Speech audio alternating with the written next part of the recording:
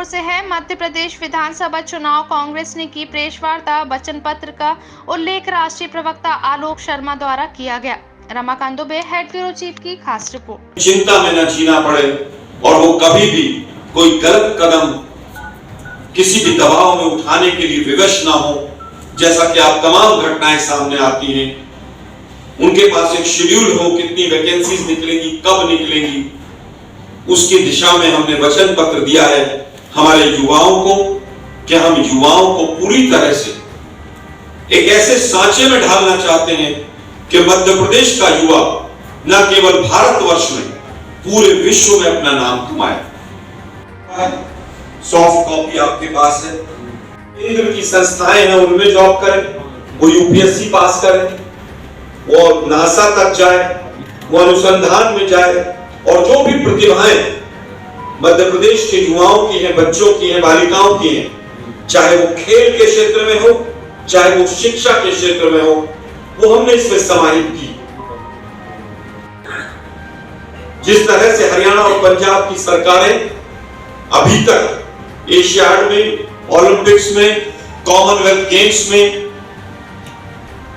अपने खिलाड़ियों को प्रोत्साहन देती रही हैं, मुझे लगता है कि 18 वर्षों में यहां उस तरह का प्रोत्साहन नहीं मिल पाया। उसी तर्ज पर लगभग 5 करोड़ रुपए तक स्वर्ण, कांस्य और रजत पदक प्राप्त करने वाले खिलाड़ियों को विभिन्न खेलों में हम वचन देते हैं अपने खिलाड़ियों को कि हम आपका ख्याल रखेंगे। बहुत से विकलांग भाई बहन भी हैं जो प्रदेश में अलग अलग स्थानों पर हैं। उनकी पेंशन को बढ़ाने का काम, उसमें लगभग 50% पेंशन बढ़ाने का काम अलग अलग श्रेणियों में कांग्रेस के इस वचन पत्र में है। और कमलनाथ जी ने स्पष्ट तौर पर कुछ दिन पहले भी एक पत्रकार वार्ता में इस प्रश्न के उत्तर में कहा कि हमारे लिए वो सबसे इंपॉर्टेंट है जो हमारे फिजिकली चैलेंज्ड भाई बहन हैं, जिनके अंदर बहुत छुपी हुई प्रतिभाएं हैं, लेकिन उन प्रतिभाओं का हम सही से आकलन नहीं कर पाते हैं। उसके लिए भी इस वचन पत्र में हमने पूरा प्रावधान किया है। जैसे प्राइवेटाइजेशन की तरफ धकेल दिया गया है, वो है स्वास्थ्य का क्षेत्र।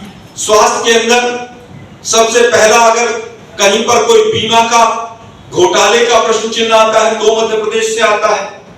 प्राइवेट हॉस्पिटल्स में गड़बड़ की बात आती है तो मध्य प्रदेश से आती है। फर्जी नर्सिंग कॉलेज पाए जाते हैं तो मध्य प्रदेश में पाए जाते हैं। माननीय कमलनाथ जी ने, माननीय दिग्विजय सिंह जी ने, तमाम हमारे सीनियर लीडर्स ने राहुल गांधी जी और खड़गे जी के निर्देश पर शिक्षा के लिए काफी वचन दिए हैं। और उसमें सबसे पहला वचन हमारा बीमा का है, राइट टू हेल्थ है, कि सबको स्वास्थ्य का अधिकार होना चाहिए। आप लोगों ने देखा कि किस तरह से बेरोजगारी चरम पर है। बेरोजगारी का आलम यह है कि 6-6 वर्षों तक यहां पर जो आयोग है वो एक भी भर्ती नहीं करता। 6-6 वर्षों तक दरोगा की भर्ती नहीं निकलती और सोशल मीडिया पर तमाम इस तरह की खबरें आती हैं कि बच्चे जो हैं परेशान हैं। पर विस्तार से चर्चा करूंगा। पत्रकार भाइयों की सुरक्षा की बात भी हम आपसे करेंगे। अभी हमारा जो वचन पत्र है, इसका जो मूल हमारा आधार है वो 2 आधार है कि पावर, सत्ता का किस तरह से भोपाल में जो केंद्रीकरण हुआ है वो विकेंद्रीकरण हो के जनता के हाथों में जाए। हो जो संसाधन इस समाज के, मध्य प्रदेश की जनता के, जिनको भाजपा ने सुनियोजित तरीके से लूटा है, वो संसाधन किस तरह से वापस जनता के हाथों में पहुंचाए जा सके, ताकि जनता सशक्त हो, मध्य प्रदेश खुशहाल हो। और यही हमारा वचन पत्र का नारा है कि कांग्रेस आएगी और खुशहाली लाएगी। करके दिखाया है, छत्तीसगढ़ में करके दिखाया है, और पहली कैबिनेट में अभी कर्नाटक में भी हमने तमाम चीजों को इनको करके दिखाया। अगर हमने कहा कि 1500 रुपए महिलाओं को हम पेंशन देंगे या उनके अकाउंट में आएंगे, तो हमने बाकी राज्यों में करके दिखाया। राजस्थान में 500 रुपए का हमने सिलेंडर दिया। महिलाओं को निःशुल्क बस यात्रा हमने कर्नाटक में दी। ओल्ड पेंशन स्कीम अगला विषय है। चाहे वो हिमाचल हो, चाहे वो राजस्थान हो, हमने तमाम राज्यों में ओल्ड पेंशन स्कीम जहां पर भी वादा किया है, हमने उस पेंशन को देने का काम किया।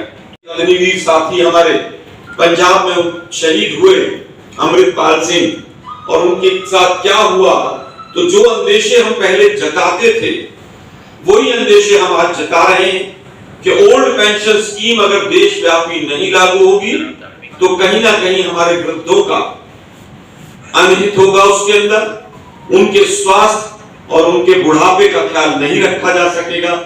इसी चीज को ध्यान रखते हुए हम ओल्ड पेंशन स्कीम की गारंटी भी यहां पर देते हैं कि जब तक कास्ट सेंसस नहीं होगा तब तक इस देश के अंदर सही स्थिति, वास्तु स्थिति समाज की क्या है, समाज के विभिन्न वर्गों की क्या आर्थिक और सामाजिक स्थिति है, उसका पता, उसका अंदाजा नहीं लग पाएगा। कास्ट सेंसस हमारा वचन है, हमारी सरकार आएगी, पूरा सर्वे होगा और लगभग 30 पैरामीटर्स के ऊपर, विभिन्न बिंदुओं के ऊपर ये कास्ट सेंसस होगा। इसके आधार पर मध्य प्रदेश का समग्र कैसे विकास हो। मध्य प्रदेश में ओबीसी जो 27% आरक्षण लागू अभी तक नहीं हुआ और बहुत से न्यायालयों में वो लटका रहा, झटके खाता रहा, हम आएंगे, कास्ट सेंसस भी कराएंगे और सभी समाज के वर्गों को समान आगे बढ़ने का कैसे मौका मिल सकता है उसको सुनिश्चित करेंगे।